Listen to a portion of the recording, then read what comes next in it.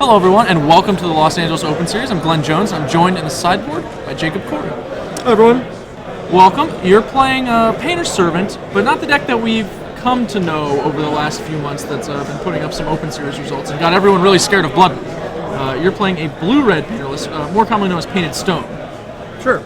I guess between the two lists, you have pretty much the same engine with Painter's Servant and Grindstone to effectively mill the entire deck in once. I think the red version's pretty much playing more of like a prison strategy with Imperial Recruiters to tutor up the Painter's Servant. Sure. Painter's Servant really is the linchpin between the whole deck. Painting everything blue and then enabling red elemental blasts and power blasts, which give you a little bit of control both on the stack and on the battlefield. So the two ways that really go about building this deck is one with mono red, which gives you access to Blood Moon and Imperial Recruiters and a bunch of small utility creatures. An actual older version of that was the blue version. Especially with cards like Transmute Artifact and Intuition, and even Force of Will, just to be able to turn a land into a blue card to control Force of Will. Gives you a lot of really good options, and also gives you a really good option to beat other combo decks in the format. Being a combo deck with Force of Will is pretty sweet right now. Oh yeah, absolutely.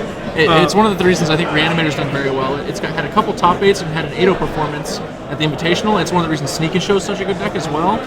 So this is really just kind of another variant on that same concept, right? Right, and for instance today I played against 5 combo decks so far. It's the end of round 5.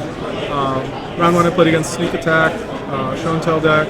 Round 2 I played against an Elf deck. Round 3 I played against a Hive Mind deck. Round 4 I played against Belcher and again Elves. So being able to have that speed, and part of that speed is just the compactness of the combo. You have Grindstone on 1 mana, Painter's Servant on 2, and Activation of 3. So it's a 2-card, 6-mana combo.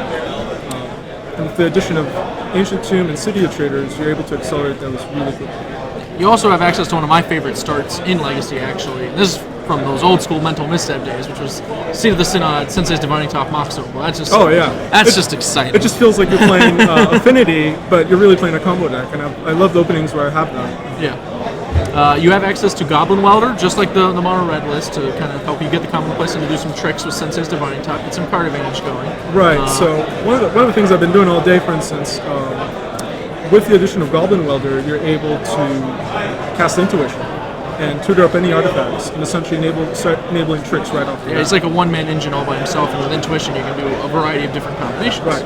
Okay. Especially recently with the rise of Abrupt Decay in the last year or so, Goblin Welder gives you an opportunity to essentially roll targeted removal that doesn't exile. Sure. If they don't handle the Welder, then all the Abrupt Decays in the world are actually going to show up down. Right. In addition to that, I also run Spellskite in the sideboard to effectively double up on the amount of redirection effects that I have. For instance, one trick that I routinely do is redirect an Abrupt Decay to Spellskite, let it die, and then weld it back in for added protection. Yeah, that is definitely a handy one. Yeah.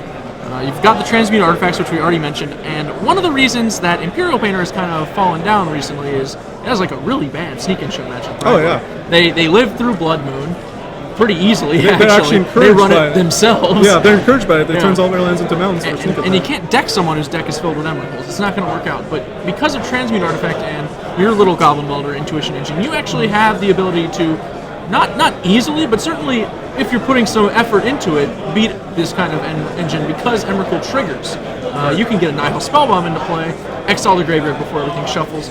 You still get to deck the opponent. That's right. And I run between about 5 copies of ways to tutor up artifacts for my deck. So being able to put it into play or put it into the graveyard kind of unlocks that matchup. And it allows me to activate the Grindstone, deck them, multiple triggers of Emrakul go on the stack, and in response to all that, just exile their entire graveyard.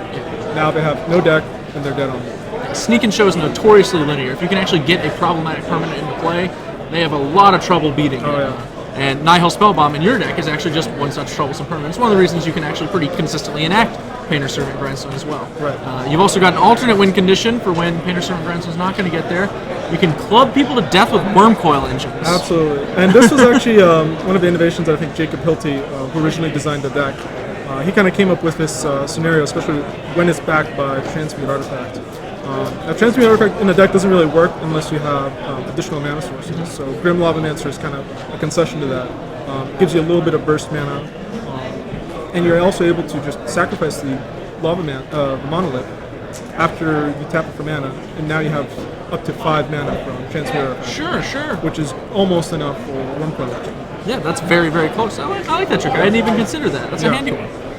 And really, the Wormcoil engine is there for the tempo matchups. So essentially, like Rug Delver, and not quite so much Blue-White Red Delver because they have Sword Plowshares, but putting a 6/6 lifelink body against aggressive decks is really handy.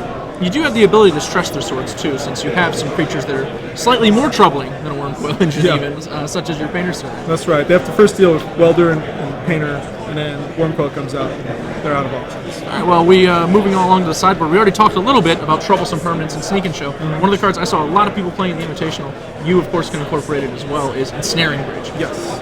Great in a deck like this. You got Goblin Welder to get it back. You can tutor for it in a variety of ways, and there are multiple decks that just can't beat it. Most explicitly Sneak and Show. They have to Echoing Truth it somehow. That's right. And in the prior version of this deck, when I was kind of tinkering around with it, I was playing Tezzeret, Agent of Bolons, to try to take advantage of the interaction between Ensnaring Bridge, locking out combat, and Tezzeret, which essentially doesn't require combat to win the game through damage. Turns out through testing that Tezzeret's pretty weak. If you don't have a lock, like for instance in the main deck, they're able to just attack it or lightning bolt it. Yeah, it's tough to defend it, especially when you want to use a lot of these defensive elements to protect the combo instead. That's right. But I think the Ensnaring Bridge was the important part from that, especially off of Show and Tell coming from Sneak Attack. You drop down Ensnaring Bridge, you buy a lot of time. Now they have to dig for answers. I think also in addition to that, I felt like 3 wasn't enough, so I wanted a little bit more gas against Show and Tell. Okay. And that's where Venster, Shaper Savant comes in. So he provides me not only with an additional such a bounce utility, but also it's able to, for instance against Omni-Shell, it's able to still interact with them. Yeah, it really requires them to have an extra Cunning Wish around, basically, to go get that trick right. If they happen to have not come prepared for that, they're going to be in trouble. Yeah, that's right. And not only do they have to fight through all the red elemental blasts. Yeah, of course, you can actually counter a lot of what they're doing yourself. That's right. Oh, all right, well, you have started off 5-0 with your combo-laden matchups. Hoping for some more. Yeah, it seems like that's exactly where you want to be, of course. Are there any specific matchups you're scared of as you're getting closer to topping now? I'm actually afraid of Burn. Price of Progress is does a number on the mana base. As well, they have like such interchangeable 1 mana removal for Painter Servant. So luckily, I've avoided so far. I'm hoping at 5-0 I avoid it for the rest of the day. You never know, could sneak in. All right. And that's pretty much the only bad matchup I think I have. That's a bold claim. We'll have to see if you can substantiate. I have seen some burn in the room though, so you gotta watch yourself. That's right. I'll keep some fingers right crossed. here. Right here. I got you. Thanks for joining me, Jacob. Thanks, man. Good luck. Thanks.